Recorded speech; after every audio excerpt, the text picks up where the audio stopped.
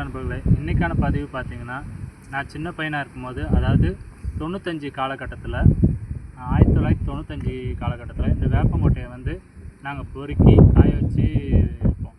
அப்போ வந்து வியாபாரிங்க வந்து வாங்கிட்டு போய் அதை அரைச்சி வேப்பெண்ணெயாக தயாரிப்பாங்க.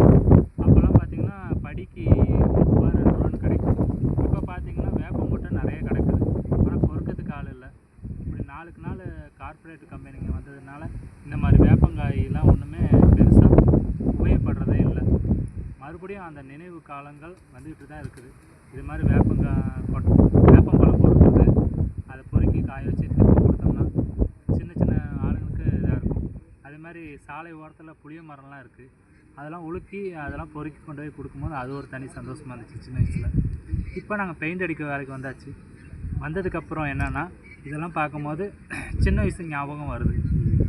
அதுதாங்க நண்பர்களே, உங்கள்கிட்ட இதெல்லாம் ஷேர் பண்ணணுன்னு ஒரு ஆசை. அதாங்க.